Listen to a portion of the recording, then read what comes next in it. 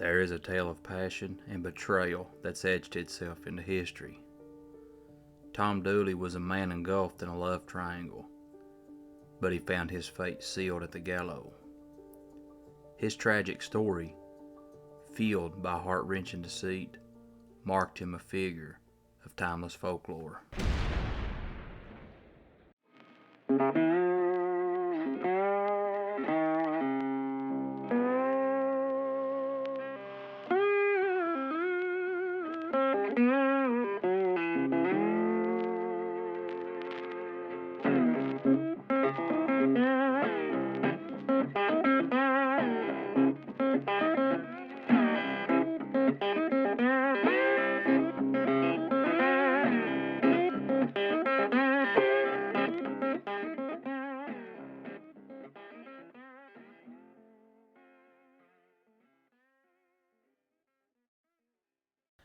Tom C. Dula was born on June 23, 1844 in the hill country of Wilkes County, North Carolina.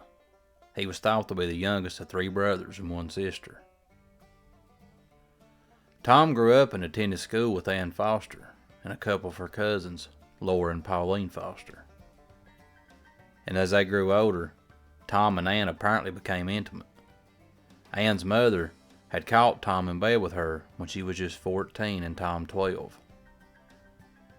Now Tom, he was thought to have a high literacy, which was highly unusual considering his upbringing. He was also a well-known musician and was considered by those that knowed him as a ladies' man. March the 15th, 1862, Tom joined the Confederate Army. He lied about his age. He was still only 17 at the time. But he joined in as a private in Company K, 42nd North Carolina Infantry Regiment. Ann Foster had married an older man by the name of James Melton. He was a farmer and a cobbler and a neighbor to both families, the Dulas and the Fosters. Melton, also a veteran of the Confederate Army, and he took part in the Battle of Gettysburg. Him and Tom both were both captured and sent to a northern prison camp, and they was both released at the end of the war. Some reports show that Ann married James before the war, and that Tom shared their home, and eventually took to sharing a bed with Ann, albeit James's blessing. Shortly after he returned, Dula rekindled his affair with Ann, and with the reputation of being a reckless when it come to women, it wasn't long before he began a relationship with Laura Foster, Ann's cousin. And folklore has it that Laura got pregnant, and her and Tom, well, they was going to elope. And on the morning of May the 25th, 1866, Laura slipped out from home and rode off on her daddy's horse. And she was never to be seen alive again.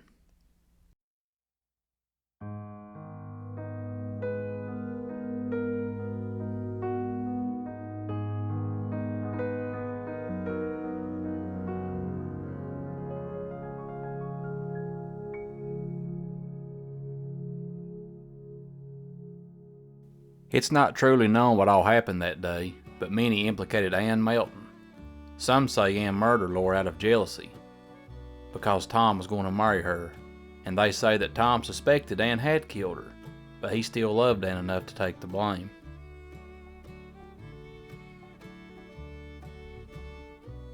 It was Ann's own account that led to the discovery of Laura's body, pointing further suspicion at Ann. And Ann's own cousin, Pauline, testified that Ann had shown her the grave so she could make sure it was well hidden. It's also said that Tom was intimate with Pauline, and the whole triangle had contracted syphilis. It's assumed Tom contracted it from Pauline, which he spread it among the rest of them. And some feel this could be a good motive for murder. Some claim Tom thought Laura gave him the disease, and he was reported saying, "I'm going to kill the one that gave me the pock."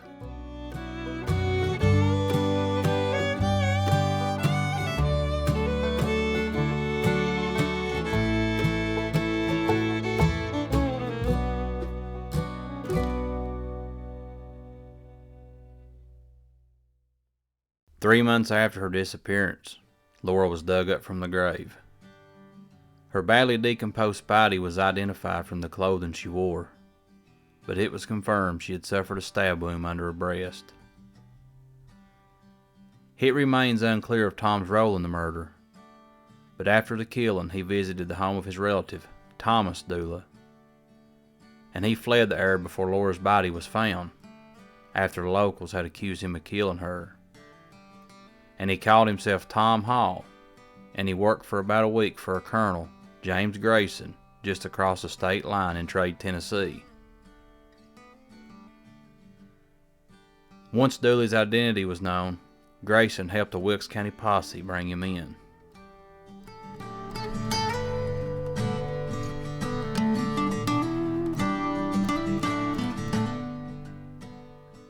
After Tom's arrest, former North Carolina Governor Zebulon Vance represented him, and up until the end of his life, he proclaimed that Dooley was an innocent man.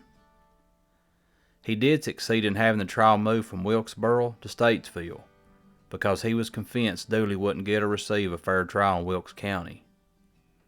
Nevertheless, Tom was convicted, and although he was granted a new trial on appeal, he was convicted again. And on Dooley's word, Ann Melton was acquitted. As Tom stood at the gallows, it's reported that he said, "Gentlemen, I did not harm a single hair on that fair lady's head." And he was hung on May 1st, 1868, at the age of 23, nearly 2 years after Laura's murder. Dula's sister and her husband retrieved his body for burial. Some reports claim that before Ann's death, she admitted to being the one who killed Laura, but the accusation remains unclear. In 2001, the citizens of North Wilkesboro presented a petition to North Carolina Governor Mike Easley, asking that Tom Dooley be pardoned, but no action was taken. Tom was acquitted of all charges after a petition was sent around Wilkes County and the county seat. However, this action was unofficial and had no legal standing.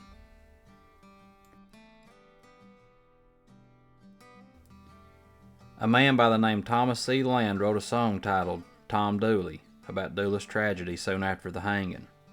Combined with the widespread media that the trial received, Land's song further cemented Dula's place a North Carolina legend. In 1958, the Kingston Trio made a #1 hit out of the song Tom Dooley.